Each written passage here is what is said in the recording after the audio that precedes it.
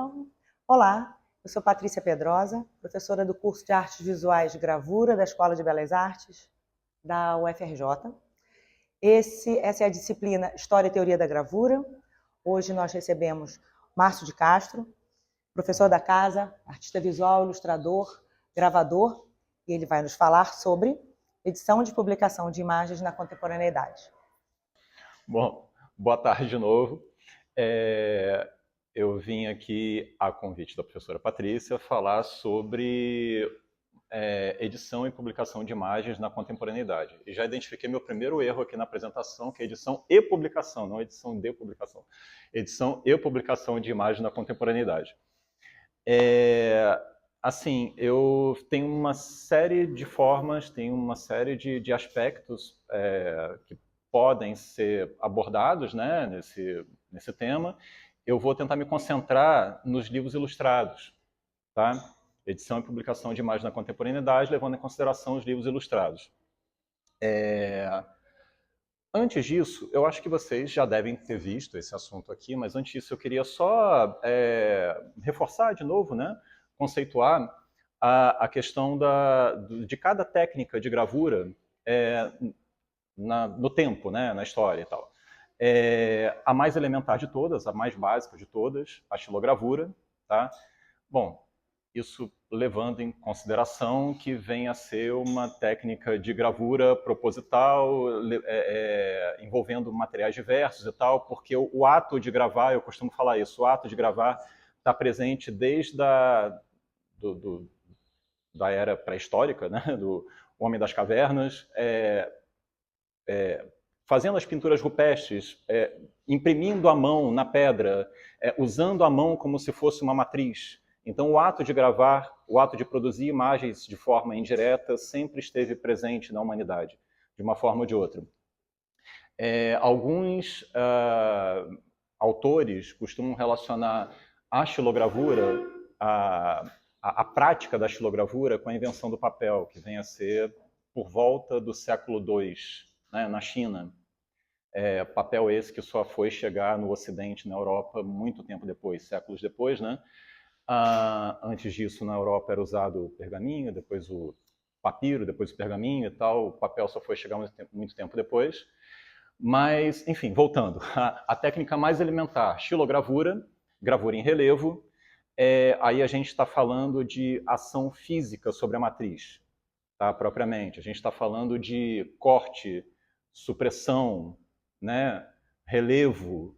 É uma atividade muito próxima de uma base extrativista, né? A indústria nem tinha sonhado em nascer ainda. Daí, por volta do século XIV, né? Século XIV a XVI, surge a gravura em metal. Quando a gente fala de Renascimento, a gente fala de uma revolução artística e cultural, né? Mas o Renascimento também foi uma revolução científica, né? Tecnológica, né? E nessa época surge a metalurgia, de novo, no Ocidente, né? No Oriente já havia algo mais desenvolvido, né? Com relação à metalurgia, e o cobre era um material de muito fácil maleabilidade, do ponto de vista da pressão que se exerce sobre ele. Então, a matriz de cobre trouxe para a gravura uma quantidade muito maior de recursos, né? Possibilitou adicionar à gravura recursos relacionados simplesmente à pintura, como, por exemplo, a mesotinta, né, a maneira negra, aquelas passagens super suaves, né? Então, a gravura em metal marca, para a gravura, a transição do mundo da ação física para a ação físico-química, né? E aí a gente tem século XV, XVI, com a gravura com abraçando todos esses recursos e chegando num auge, né, com todos aqueles mestres gravadores, Schoengauer, Dürer, né, Dürer que foi maior expoente no Renascimento alemão, né? Com gravura. E no finalzinho, os últimos anos do século XVIII, a gente tem o surgimento da litografia. É a única técnica de gravura que tem pai, né? Que é o Senefelder. As outras anteriores, a estilogravura e gravura em metal, se perdem no tempo, são anônimas. Elas surgiram de alguma forma, surgiram por meio de experimentações, óbvio, mas a litografia tem pai, efetivamente. Senefelder criou a litografia, desenvolveu essa técnica na Alemanha, né? Usando como matriz as pedras calcárias. E a litografia marca a entrada da gravura para o mundo da ação química. Ou seja, não há relevo de forma alguma, não há necessidade de incisão na matriz, não há necessidade de incisão na matriz. A imagem é gravada por substâncias químicas, simplesmente. Né? A gravura é feita através de substâncias químicas. E a litografia está para a reprodução de imagens como a prensa de Gutenberg esteve para a reprodução do texto. Tá? É uma revolução absoluta. Tá? A gente tem uma matriz muito barata, né, que é extraída da natureza e pode ser reaproveitada inúmeras vezes. A gente não tem mais a necessidade relativamente comum de uma figura que era um gravador, que traduzia um desenho para a matriz, que tinha essa ponte, né? No caso da gravura em metal, muitos artistas desenhavam e outros gravavam na matriz, então não há mais isso. O próprio artista pode desenhar na matriz e o que está sendo desenhado ali é algo muito próximo do resultado final, né? E, assim, a litografia coincide também com a primeira revolução industrial, a era das máquinas a vapor, e a gente vai chegar antes da primeira metade do século XIX com prensas a vapor funcionando, tirando uma quantidade absurda de cópias por hora, por dia, né? Então, assim, a imagem gravada atinge a todas as camadas sociais e econômicas, né, que antes não atingiam por ser uma atividade trabalhosa, custosa, exclusiva. Né? Bom, aqui a gente tem um exemplo desse alcance. Né? A Toulouse-Lautrec, que fez inúmeros cartazes em litografias coloridas, que, enfim, ficavam por vários cantos, né, de Paris na época, cartazes do Moulin Rouge. É interessante ver aqui como que essas litografias elas dialogam diretamente com o trabalho em pintura do Lautrec, como que a coisa da tipografia manuscrita, né, se integra, é também produzida pelo próprio artista e se integra totalmente à imagem, né, ao desenho. A litografia também foi extremamente importante na produção de rótulos de efêmeros, de uma forma geral, embalagens, né? O barato da litografia é justamente esse, a gente poder ter imagem e texto numa mesma matriz, ou não, como no caso dessa aqui, né, em que a gente tem uma imagem composta por várias matrizes diferentes, né, uma litografia colorida, e a versão para exportação conta com uma fonte numa matriz à parte, numa matriz alternativa. Né? Alguém reconhece essas pedras? Onde são? São aqui são do acervo aqui da escola, né? São matrizes de rótulos impressos provavelmente no final do meados do século XIX, talvez até início do século XX. Isso é uma coisa importante falar, assim. Por mais que avanços tecnológicos vão acontecendo, né, no âmbito da gravura, no âmbito da reprodução de imagens, ao longo da história, não há uma exclusão técnica, assim, as técnicas, elas coabitam o mesmo espaço, elas se integram, principalmente no campo das artes, né, no circuito das artes. Essas fotos são do Arthur, inclusive. Outra coisa relacionada, outro aspecto relacionado à litografia também é o surgimento de uma imprensa ilustrada, né? Jornais e revistas com imagens, como eu falei, várias camadas sociais e econômicas passaram a ter acesso à imagem. Tem, inclusive, alguns autores que relacionam o surgimento do que depois veio a ser conhecido como história em quadrinhos via litografia, somente pela litografia, né? E quando a gente fala sobre ilustração, né, essas são ilustrações do Honoré Daumier, né, a gente fala essencialmente que as ilustrações, primeiro, elas passam por um processo de reprodução, né, muitas vezes em contradição com o trabalho original do artista, e elas passam por divulgação, né, por você espalhar certas ideias, certos conceitos via imagem, né? Então, essa missão é cumprida, vamos colocar assim, com alguma eficácia com a litografia, né?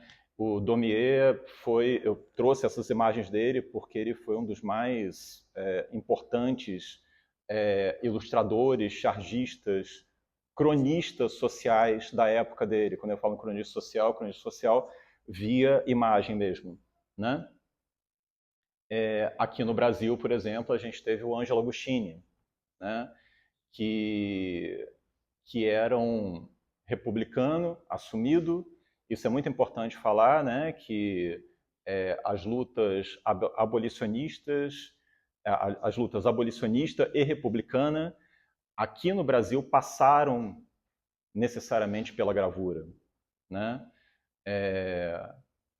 Essa imagem da esquerda é uma sátira ao Dom Pedro II, o imperador na época, e a da direita é uma cena idealizada, enfim, do Carnaval de 1876, quando a população foi assolada pela febre amarela, então aquela sombra da morte, né, em cima do povo.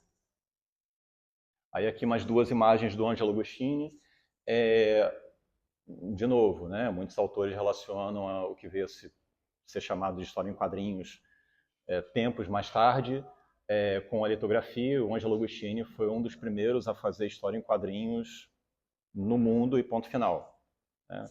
Alguns antes dele produziram, mas o Ângelo Agostini ele leva esse pioneirismo aqui no país, sem dúvida nenhuma.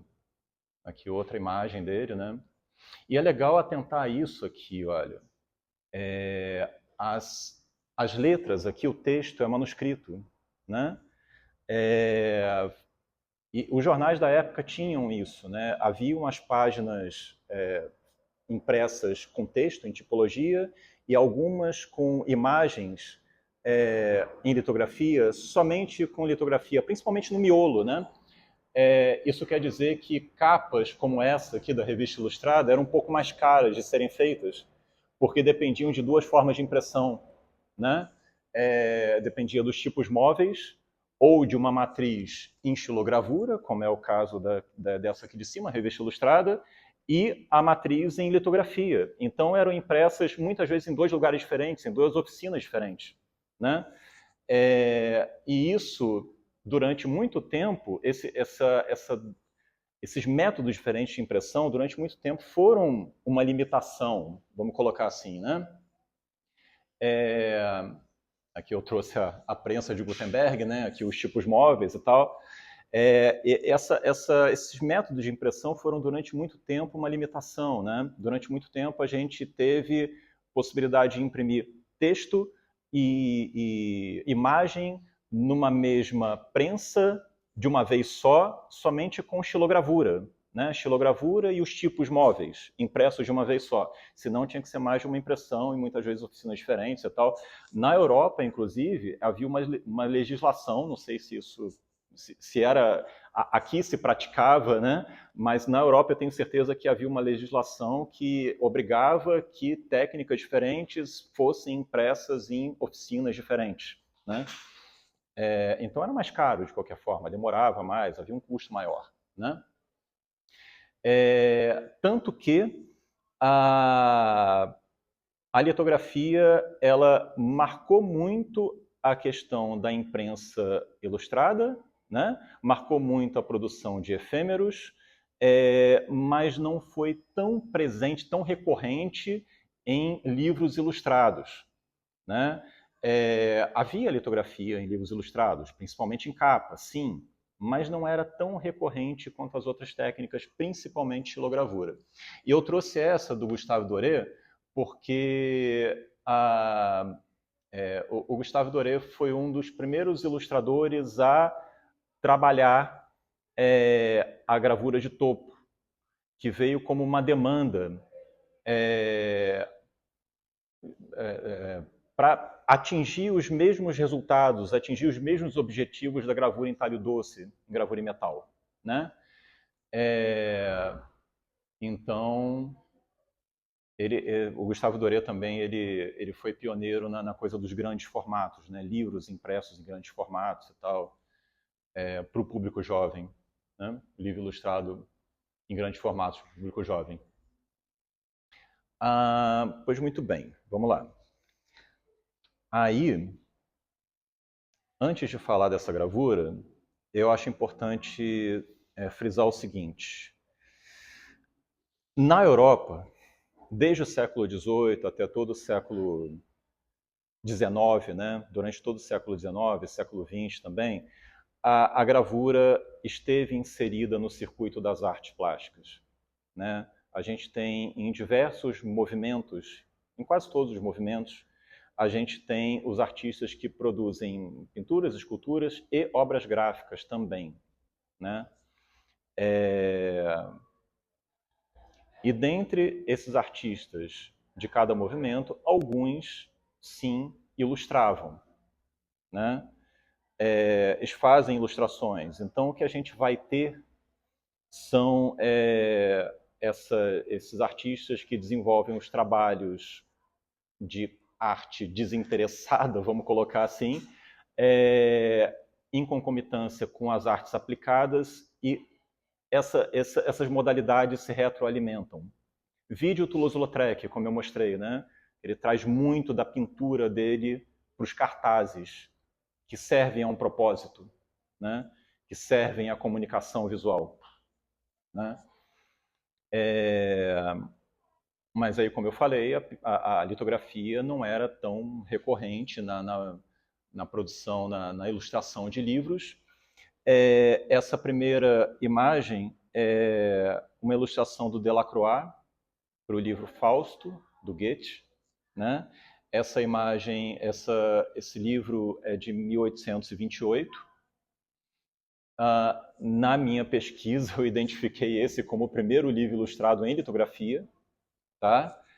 E depois desse livro ilustrado em litografia, a gente vai ter quase 50 anos depois, em 1875, o Manet ilustrando O Corvo, do Edgar Allan Poe, né? Então tem esse gap de quase 50 anos para outro livro ilustrado em litografia. Aí a gente já está no final do século XIX, né? No início do século XX, a gente vai ter a iniciativa de alguns editores, né? Que vão fomentar a publicação de livros ilustrados por artistas que estão inseridos no circuito das artes plásticas, tá? Propositalmente inseridos no circuito das artes plásticas. E, com isso, a litografia é adotada. Por quê, de novo? Porque a litografia é uma técnica que permite que o artista trabalhe na pedra, na matriz, sem a interferência de outro profissional que faz essa transição, né, do desenho para um resultado final, para a gravura, né, para o produto final. Então, o que está sendo desenhado ali pelo artista é algo muito próximo do que vai ser impresso, né, da impressão que vai ser feita.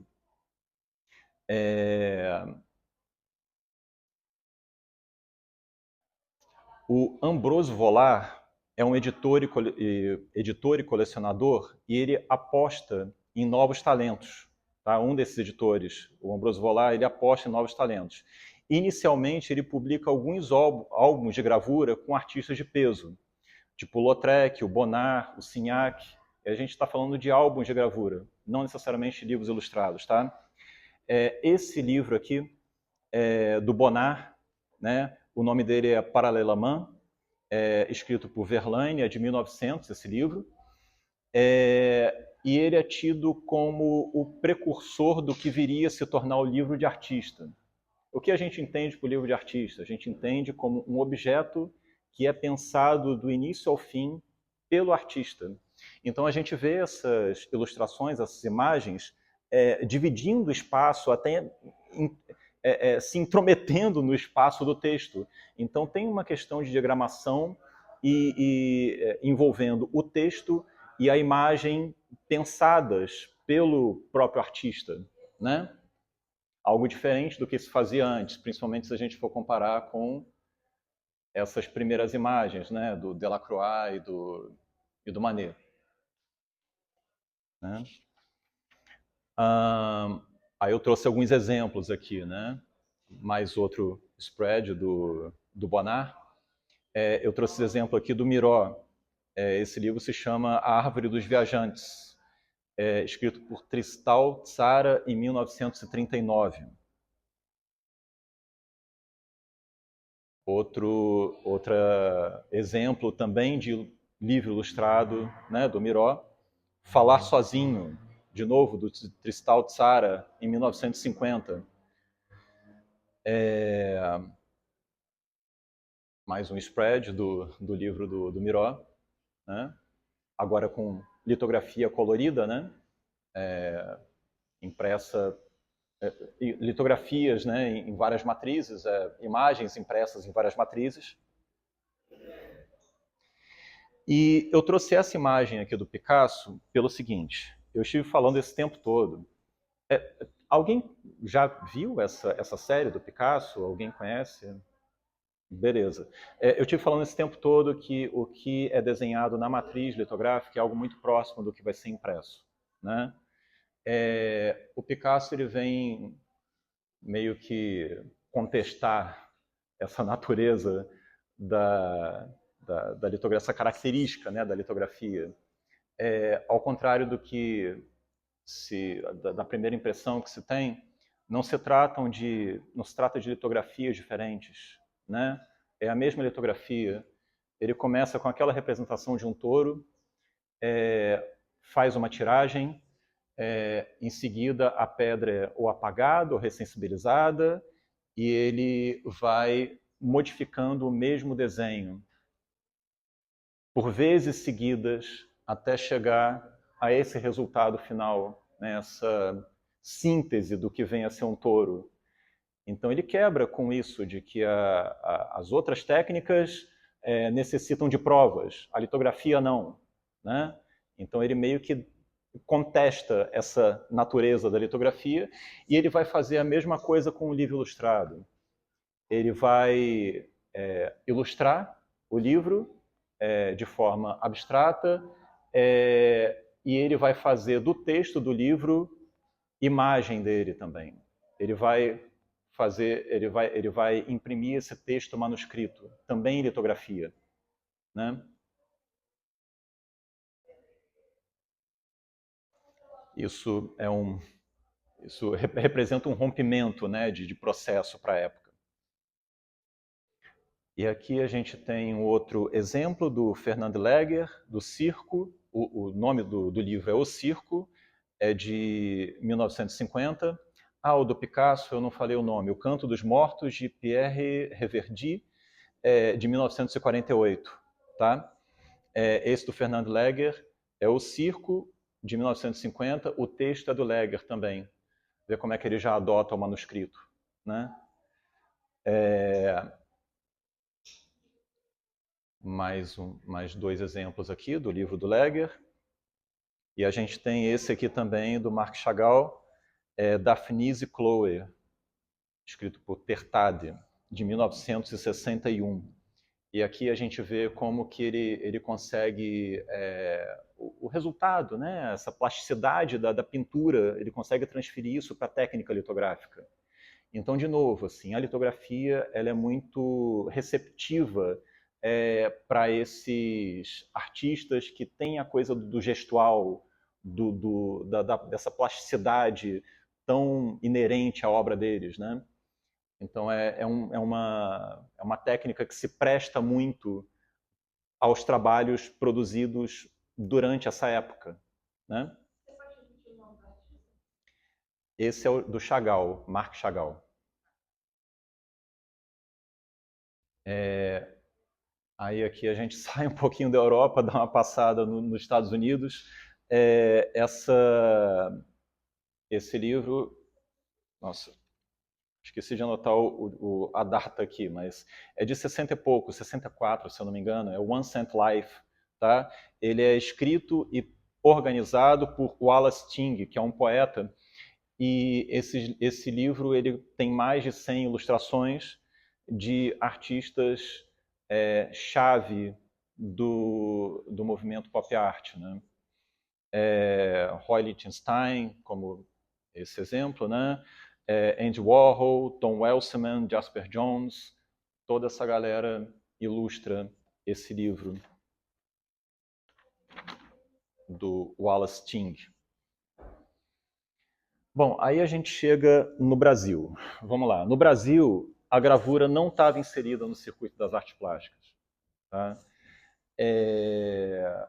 Havia uma separação muito marcada entre o que era considerado peça de galeria e o que era considerado peça de comunicação de massa, né?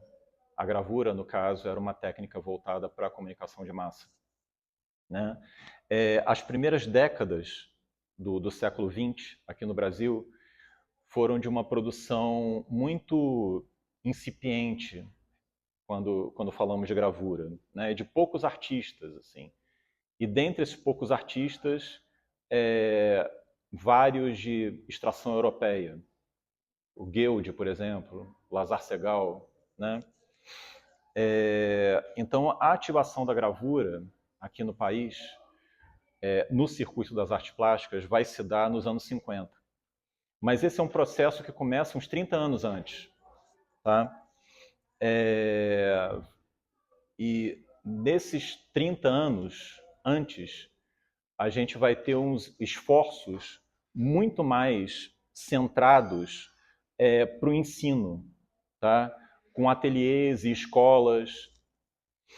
E a gente tem, por exemplo, em 1910, o que muitos autores consideram o início de uma produção artística da gravura e tal, com uma exposição do Carlos Oswald. Por quê? Porque é a primeira vez que são expostas gravuras feitas no Brasil por um brasileiro para brasileiro ver, né? Mas o grosso dos esforços, novamente, era voltado para o ensino, a ateliês, escolas e tal.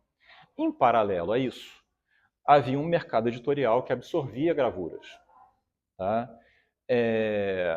Com ilustrações, imagens voltadas para o mercado editorial.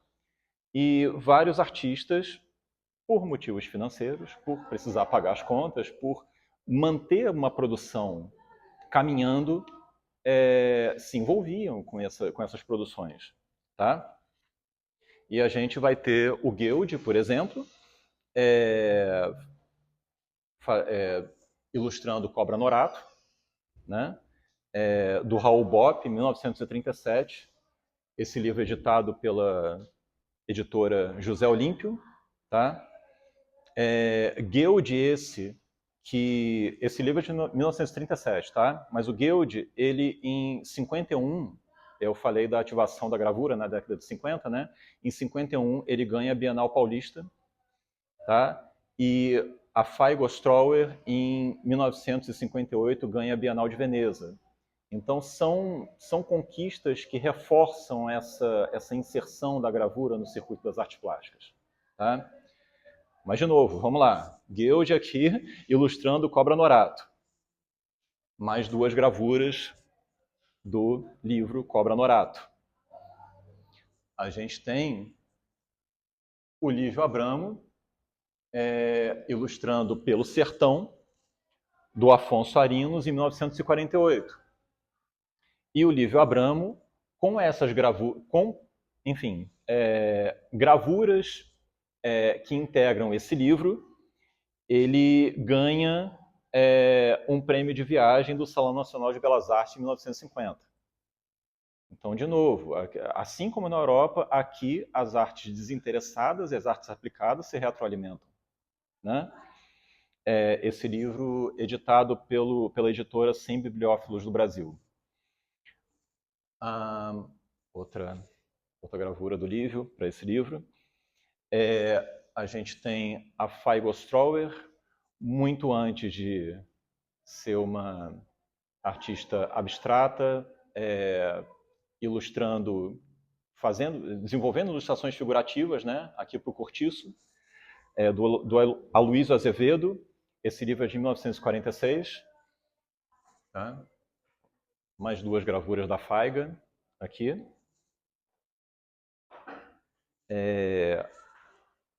Esse aqui do Darel Valença, tá? Amos e Servos, do Dostoiévski. Esse livro é de 1952, da editora José Olímpio também. Também do Darel Valença, Memórias de um Sargento de Milícias, do Manuel Antônio de Almeida, esse livro de 1953. Tá? Também do Sem Bibliófilos do Brasil, esse editorado, né, pelo Sem Bibliófilos do Brasil. Poranduba Amazonense, também do Darel Valença, também ilustrado pelo Darel Valença.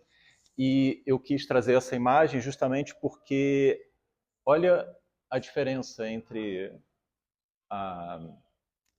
o trabalho formal, né, do Darel entre esse livro de 53 e esse que é de 58, né? Como que a ilustração está retroalimentando o trabalho dele, né? O que ele vai desenvolver depois na série de cidades é muito com esse grafismo, essas achuras, né?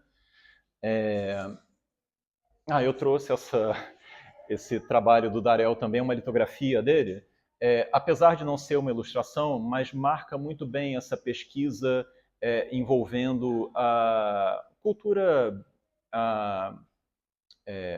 de massa, né? Ele usava tanto as fotografias dele quanto fotografias de revistas e tal, incorporava ao trabalho e dali ele desenvolvia uma linguagem própria, né? Uma poética própria. Então, uma litografia do Darel Valença.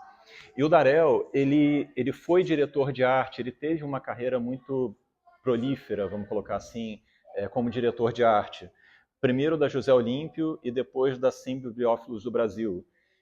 Isso quer dizer que nessas duas editoras, ele fez a direção de arte, ele fez o design de diversos livros ilustrados por outros artistas também. Né? Então, essa programação visual passa necessariamente pela mão dele. Né?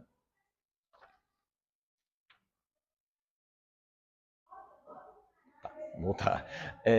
Aqui, a gente teve também as edições de arte. Né? Foi uma coleção à parte, editada pela José Olímpio, no qual a gravura ocupava tanto o circuito da arte quanto o editorial. Assim, para ilustrar esses livros, eram convidados artistas diversos do circuito das artes plásticas, como o Di Cavalcanti, o Portinari, né, artistas gravadores como Guild também, né? Até que o editor Júlio Pacello ele, que é um imigrante, né, argentino, se eu não me engano, posso estar enganado, mas ele inicia a própria editora e publica alguns álbuns de gravura. Eu tentei muito conseguir alguma imagem de um álbum de gravura editado por ele, não consegui. Mas são álbuns de gravuras, não de ilustrações, tá? São artbooks. Então, esses livros editados por ele, eles marcam uma consagração da inserção da gravura nas artes plásticas, né? De forma, no meio editorial, né, marca a inserção da gravura nas artes plásticas, né? Esses álbuns ele começa a editar em 1964, tá? Bom, é isso. Assim, uma característica da gravura é essa capacidade que ela tem de se renovar, né? Dessas técnicas diversas, elas coabitarem ambientes editorial, do circuito das artes, que seja, e de incorporar novas tecnologias também. A gravura tem muito essa capacidade. E o século XX todo vai ser marcado por essa coexistência, né? No início do século XX, a gente tem uma transição da litografia para o offset, impulsionado pela invenção da fotografia, né? A litografia e a fotografia vão por um tempo estar mescladas ali num período de transição técnica até a gente chegar no offset, né? E essas transições, essas pesquisas técnicas, elas vão perdurar até a era digital, tá? Bom, encurtando um pouco a história, a gravura acaba chegando aos anos 90, impede igualdade com a pintura e a escultura no mundo das artes plásticas, tá? Mas, voltando um pouco, algumas exposições importantes, tipo a exposição Panorama, de 1995, no Museu de Arte Moderna de São Paulo, vai abraçar todas as manifestações artísticas sem distinção, tá? E, como eu falei, né, as gravuras ficam lado a lado em paredes com pinturas e lado a lado esculturas e tal, sem muita distinção. Eu trouxe aqui alguns exemplos, tá? Essa aqui é de uma série de astronautas, do Claudio Tosi, da década de 80. Essa é uma serigrafia. Serigrafia que é uma técnica milenar chinesa que demorou muito tempo até chegar no Ocidente. E foi uma técnica fundamental no movimento da pop art, né? Mais um outro exemplo. Essa aqui é de uma série de gravuras chamada Fotogramas, de 1995, do Mário Ramiro. Essa técnica ele chama de lasergrama. É uma fonte de raio laser que registra emanações invisíveis de calor sobre papel colorido. Então é quase como se ele estivesse gravando, ele estivesse captando energia, né? E imprimindo energia, né?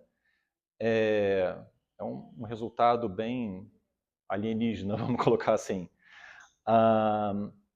Essa aqui é do Alex Fleming, chama Natureza Morta, de 1978. Ele retoma uma técnica de fotogravura, né, de transferência fotográfica para matriz de metal, né, e interfere nela também com outros materiais, né.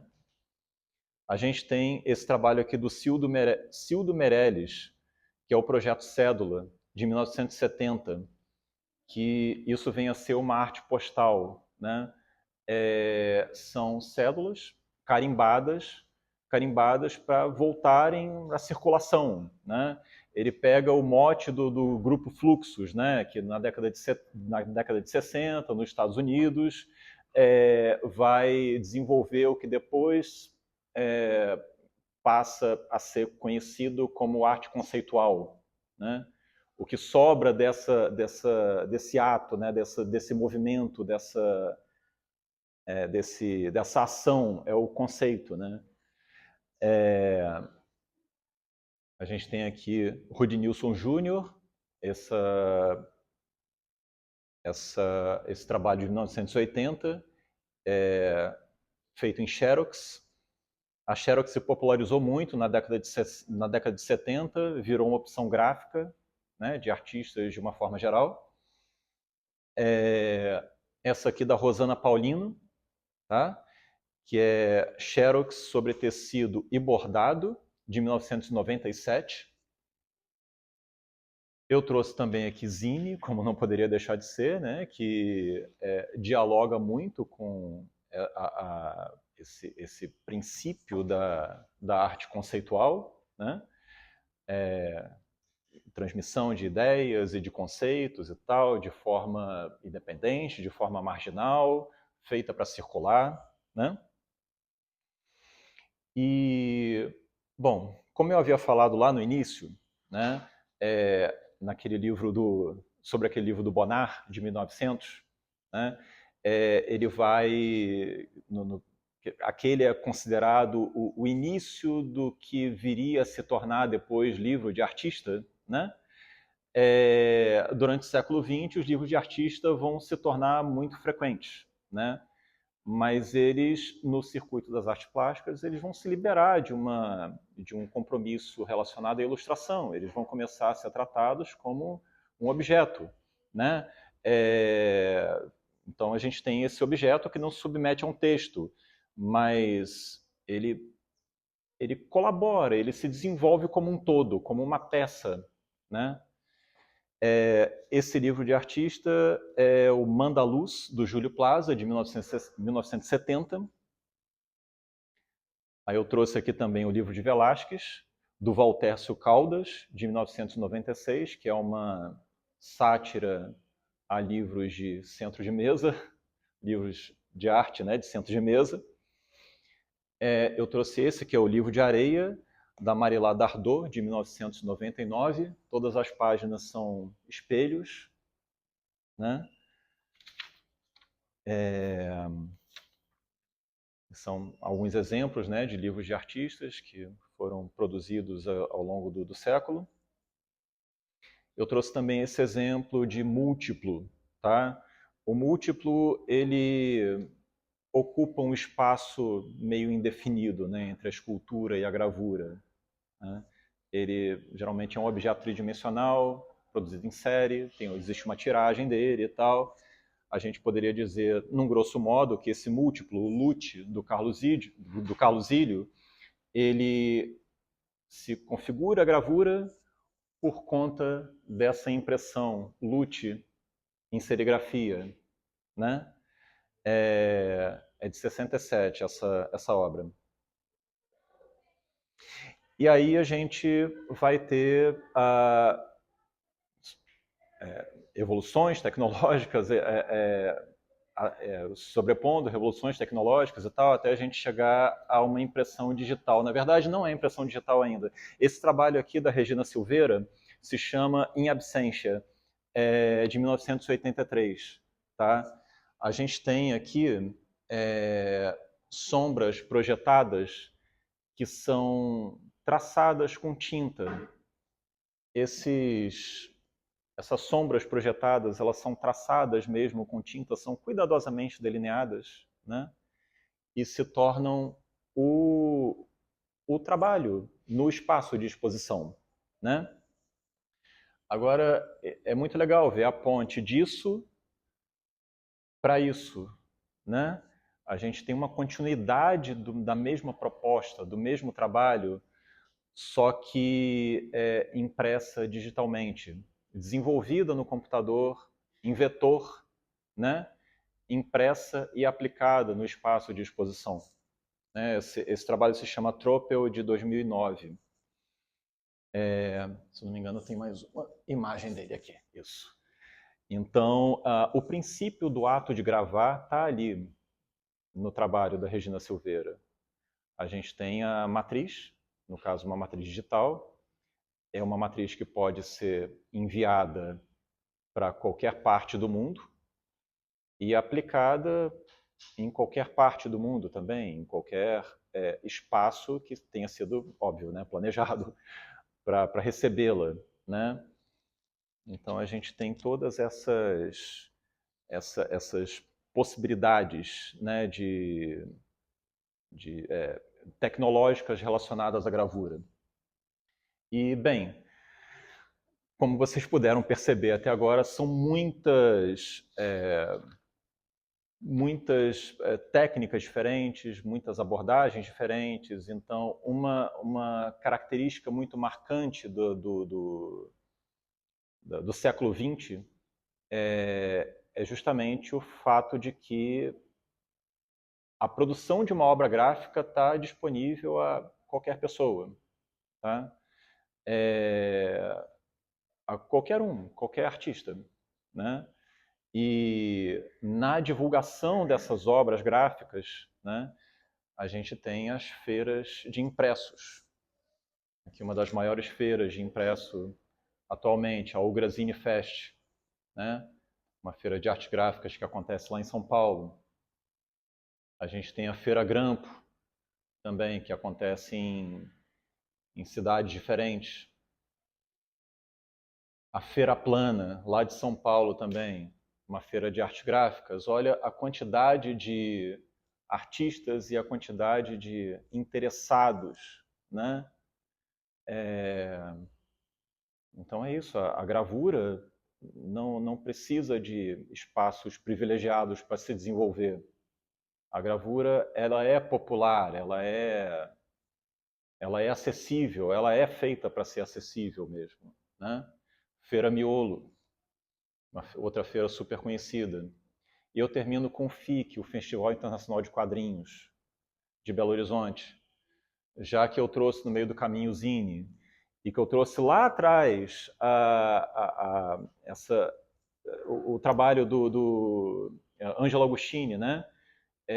De quadrinhos, que está totalmente relacionado à técnica litografia. Olha como que as coisas aconteceram ao longo do tempo até a gente chegar a isso, né? A possibilidade da gente ter uma feira dedicada a uma mídia tão prolífera e tão antiga, né? E é isso, gente. Com isso eu fecho a minha fala. Obrigado.